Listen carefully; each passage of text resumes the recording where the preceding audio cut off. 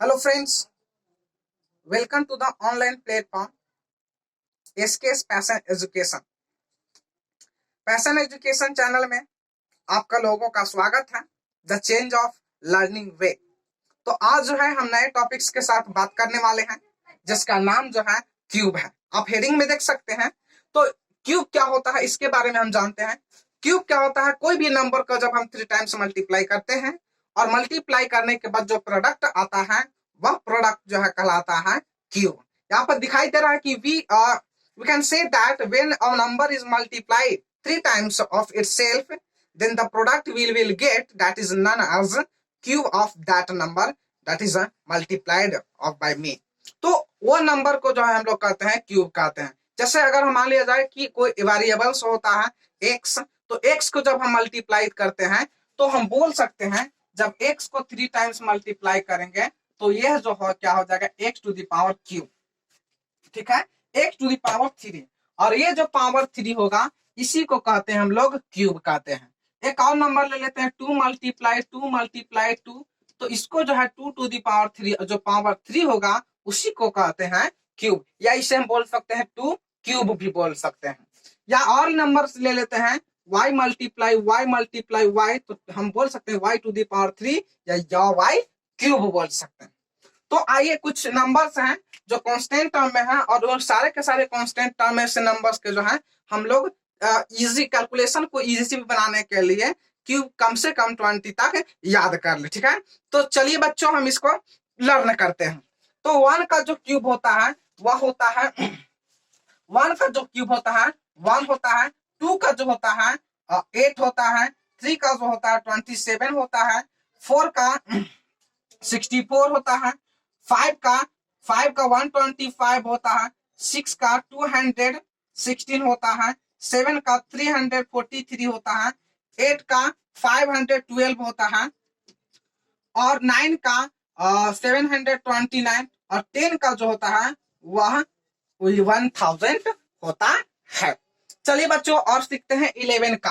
तो 11 का जो है 1300, ठीक है, 1331 होता है, 1728 होता है, इसका जो है 2197 होता है और 43 का जो है वह होता है 2744 होता है, 44 होता है, इसका 3375 होता है और इसका 16 का जो होता है वह 4096 होता है। ठीक है, 17 का जो होता है 4913 और यहाँ पर जो है 5832 होता है 18 का और 19 का जो होता है 6859 होता है और 20 का जो है 8000 होता है।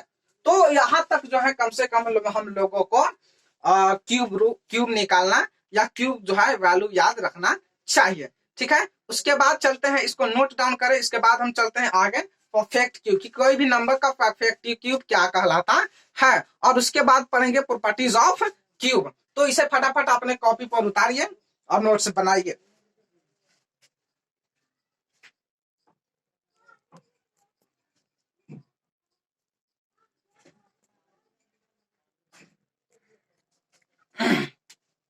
तो अब देखते हैं कि परफेक्ट क्यूब क्या होता है।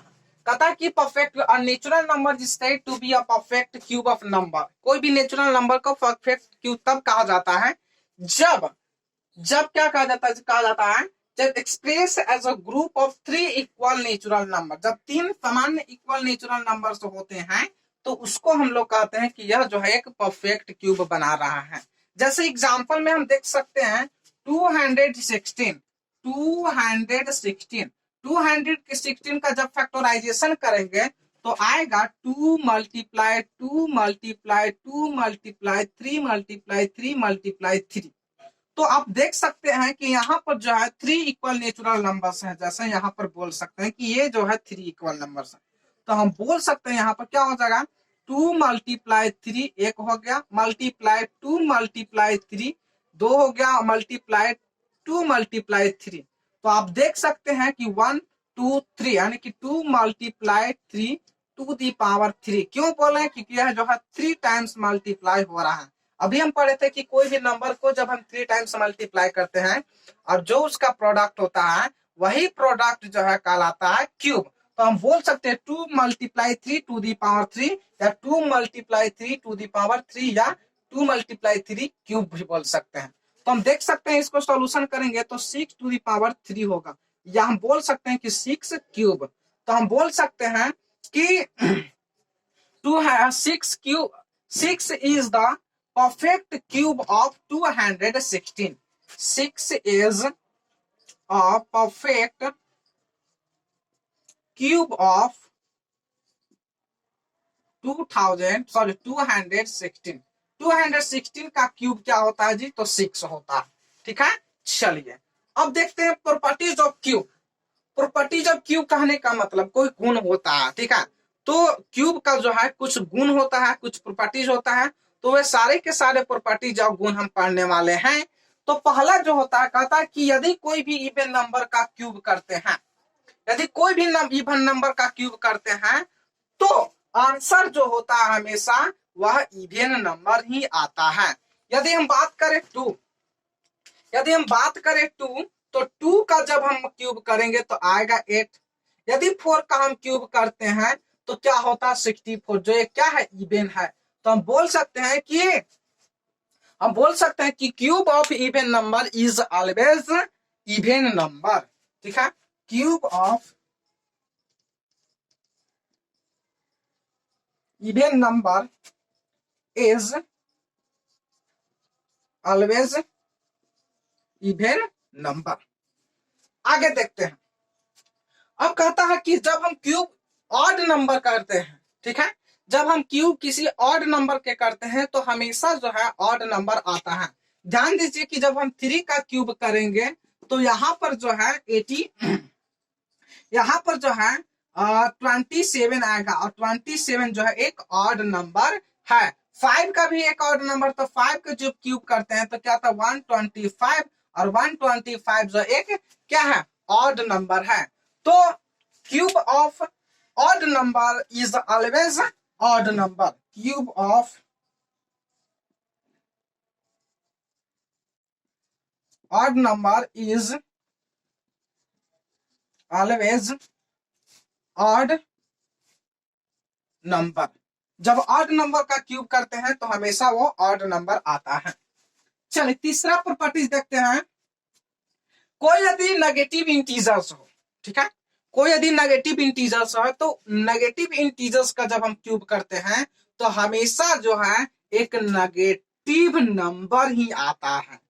समझ में आया?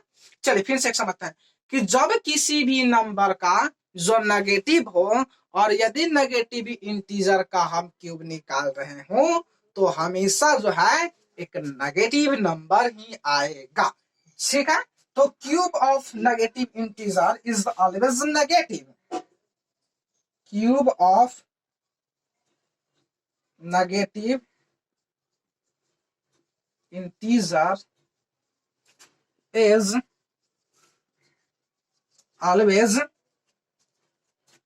always negative.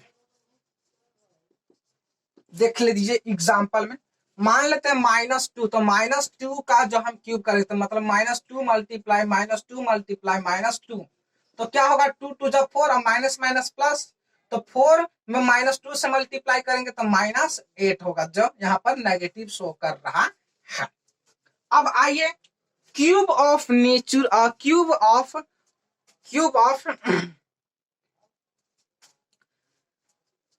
चले क्यूब ऑफ रेशनल नंबर। जब कोई रेशनल नंबर का क्यूब करते हैं तो क्या होता है? Cube of rational number, cube of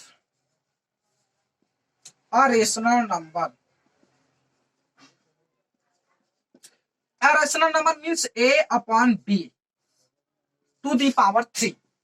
तो ये हमेशा जो है क्या हो जाता है a⁻³ टू दी पावर 3 हो जाता है। ठीक है, आज के लिए इतना ही। नेक्स्ट वीडियो में हम मिलते हैं क्यूब रूट के साथ। ठीक है, तब तक के लिए बाय बाय, टेक केयर और अपने आप को ध्यान रखें और लॉकडाउन के नियमों का पालन करते हुए अपनी पढ़ाई को जारी रखें। ठीक है, ओके।